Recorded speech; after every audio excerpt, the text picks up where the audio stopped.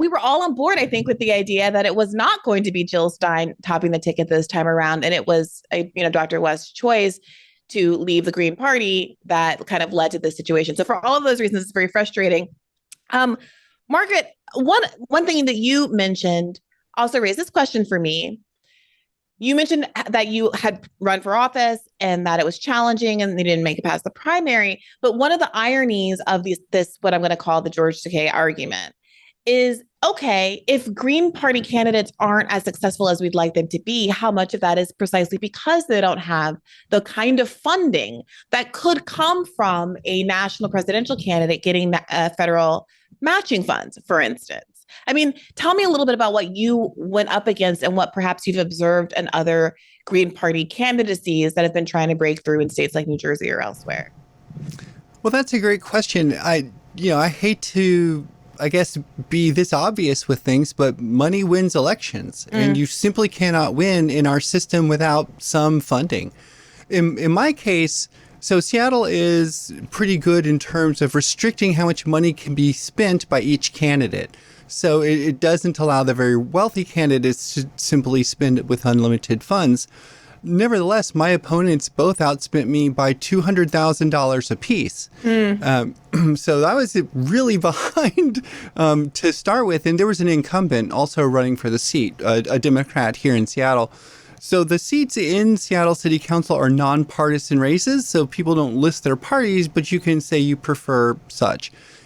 What I observed was I was invited to interviews and given time to speak to reporters and editors of newspapers and varying organizations. Yet when those publications went to print, my interviews were not included. My pictures were not there, just my opponents and their positions. In fact, my entire 45-minute interview with the Seattle Times was summed up with the phrase, "Margaret has some good ideas." That was it. And I'm a listed candidate, right? You can vote for me and all the rest. And my opponents got their picture there, their bios, that kind of stuff. So what I observe when I look around all the other green races as well is this same sort of thing, a very deliberate choice not to either cover green races at all or elevate green candidates in the same way. Like, I'm not suggesting that the news media should put us in a higher position. We should all be listed equally, as I think all of us think, and the law probably requires in many places.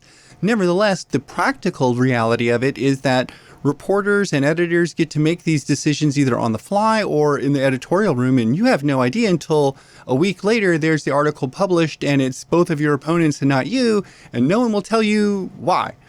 So you can make your own conclusions.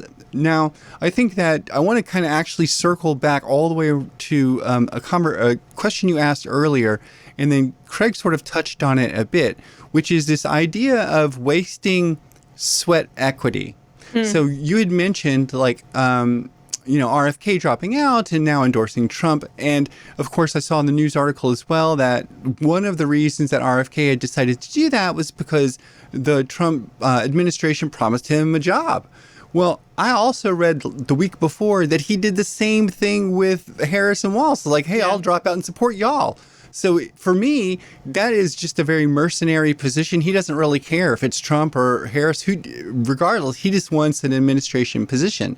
And he, of course, was with no political party, right? He's just an independent. And that is not the case for Jill Stein. She is a Green Party candidate. And I want to just actually say this about that, because there is so Jill, just take the deal with Harris and everything will be great. Well, she really couldn't. She's in a whole other political party. She's won the nomination of all these state primaries and all these delegates. So, if people don't know Jill personally, they probably don't understand how committed she is to the Green Party and has been her whole time. There's just no chance that she would ever abandon the delegates and the Greens who have elected her and supported her to go and do what? For the promise of a ceasefire, not an actual ceasefire, but the promise of one? What is that? That's nothing, right? That's I don't mean to be risque with my comments here, but that's just bullshit. And no one of any thinking status would accept that as a reasonable proposition.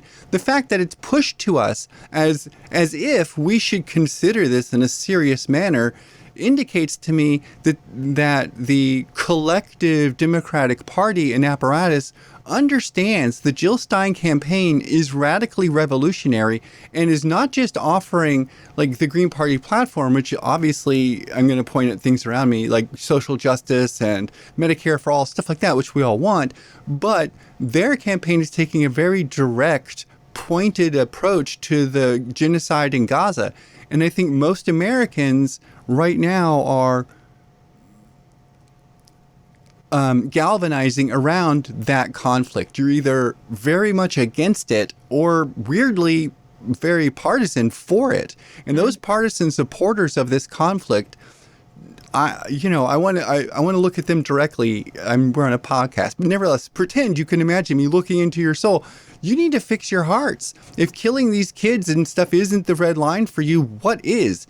If you're willing to accept that they're going to kill kids in another country, they will be willing to kill you because you live in another state, another county, another neighborhood, or another city. That's just how it is. There can be no negotiating this. There's no like equivocating that kind of red line, at least to me. And I think for most people with a strong moral and ethical streak in the United States, they feel the same way.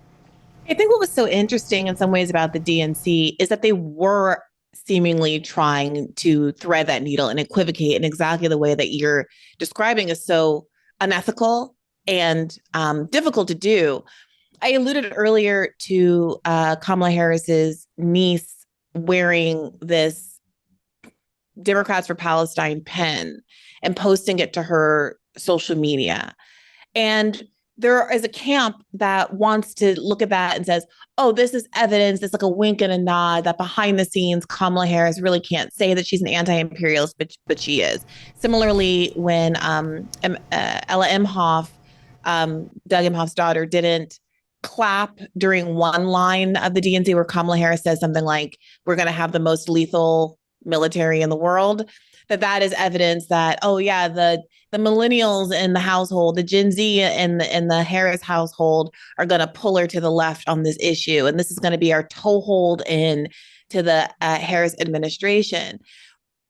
I don't have to explain to the two of you why I remain unconvinced and frankly sort of offended by that strain of logic. Kamala Harris is a member of the current administration that has underwritten and overseen the genocide for the last 10 months of our lives.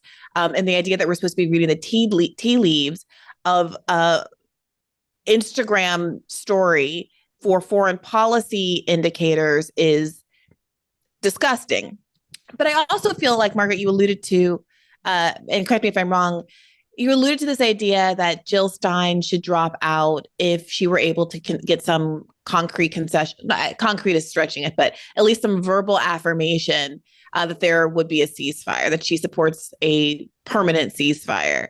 And that dovetails with this little bit of a thing that happened, a little bit of messiness that happened with Noura Erakat, who is a human rights attorney who's been a really strong, vocal, powerful advocate for Palestine in the world, on Twitter, et cetera, who was in consideration for the VP spot. And she tweeted out her reason for not wanting to accept the position, namely that she wanted Jill Stein to do exactly that, to be willing to drop out if she were able to get a certain kind of concession.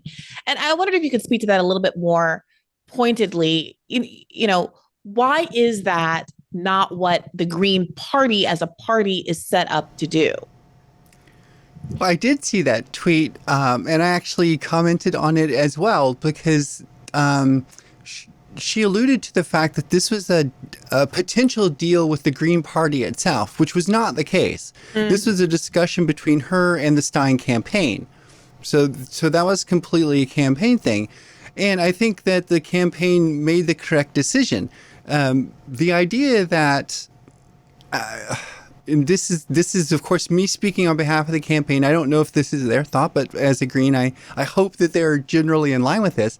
But of course, the idea is we want to stop the killing right away. And if someone could, I guess, guarantee that that would happen, maybe the Stein campaign would consider supporting that effort. I don't think they would, because, of course, there's no magic wand to wave, and that's not going to happen. In the same, like in this last week, they've approved another $20 billion of military aid to Israel. So I think it's pretty clear that they're not intending to stop this whatsoever. So the idea that Jill would sacrifice the Green Party in our, let's say, progressive agenda here is a non-starter to me. And it frankly struck me as quite odd. I want to touch on this one bit real quick here, though. So it isn't so much that the Green Party per se chooses a presidential nominee and is like, this is the person we're going to run, like the People's Party did with Cornel West, right? Which is just how he got to be that person. In our case, we have state primaries that a person has to enter and then win, presumably, and then we have our presidential nominating convention, which is when we nominate our actual presidential candidate. So Jill wasn't our POTUS nominee until this last weekend when she actually won the nomination. Of course, tracking electoral votes, within the party, we could see pretty clearly that she was the front runner. And of course, name recognition is what it is, right? It's why, even though she is just a POTUS candidate, not actually a national leader, people still see her as the leader of the Green Party. It's just how media perception works. So I think I think that can be a challenge there. But the Green Party itself, has more than just anti-war as an agenda. Right? I mean, it is a huge one for us. Of course, we're a party of peace and we want this, but we also support things like Medicare for all, which is a huge deal for us. And the Democrats, in every iteration that they've had a chance to, have declared, directly looking at us with all seriousness, that they will block that effort. They will prevent it. So as Greens who want to provide Medicare to all, that's a complete non-starter too. So even if she wanted to just sacrifice herself for the anti-war movement, there's these other values, these core, what we call our four pillars, that we base our philosophy around, that she simply wouldn't and couldn't abandon. So she would never be in that position. So it's an odd thing in a way, to me, to consider. But it's the thing that Craig has run into too, especially with local candidates.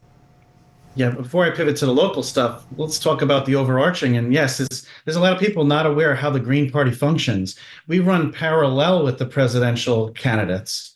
We're not advising the presidential candidates. We're not involved with the presidential candidates. And I think there's a lot of people on social media, they're going to see this and they're like, wow, that makes sense once they hear the process.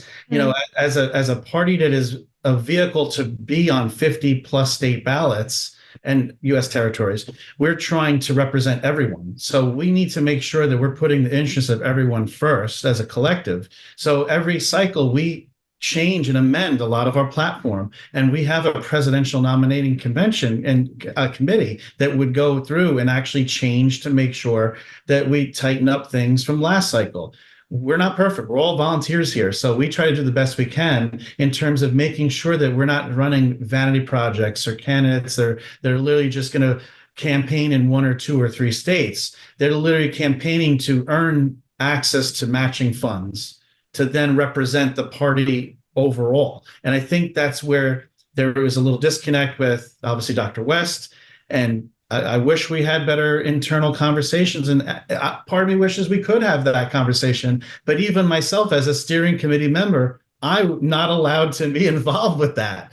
I have to step back. In 2020, on the Hawkins, when Hawkins announced his candidacy, a few of the members in the party had to step out of their leadership role because it would be a conflict of interest. And literally, people are like, why is that? Because there are things that the party needs to process and proceed with that run parallel with the candidates that are running for president. You still need to make sure there's a little separation until you have your state primary or your state nominating convention. Here in New Jersey, we are blessed to have registered Greens. And we are also, in our bylaws passed through a few years ago, dues paying members. And this is a thing that the party's been trying to go state by state and enact into their own bylaws, but they're also blocked by state laws too. So that's why it's really tough. But like here, help me understand that they're blocked by state laws from having a dues paying membership system. Some are, yeah. Some don't have a registered system.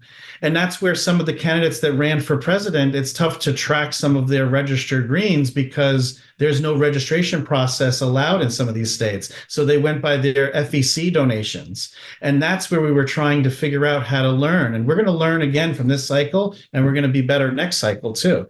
So in New Jersey, and this is not just New Jersey, but a lot of states, and this is why we support the dual membership here. You have a lot of local, county, state, even federal employees. A lot of those employees are not going to politically affiliate. They're going to stay independent or unaffiliated because they don't want the blowback when it comes to their employer. But they also want access to help. They do it with the Democrats and Republicans. They're definitely donating money to their party. So why can't we use that to bolster and build our numbers too? So that's why we have a dues paying model here in New Jersey. And I know some of the other states were exploring that as well. Help me understand this with respect to the kind of the distance between the candidates and the party itself, and how that played a role in Dr. West's choice to leave the Green Party.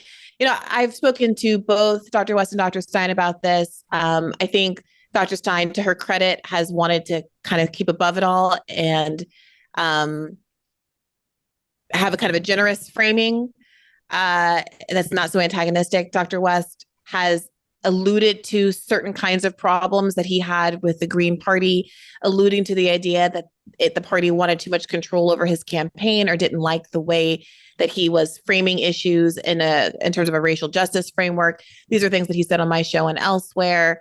What I'm hearing from you suggests that there would be, if anything, very little influence from the party over his campaign.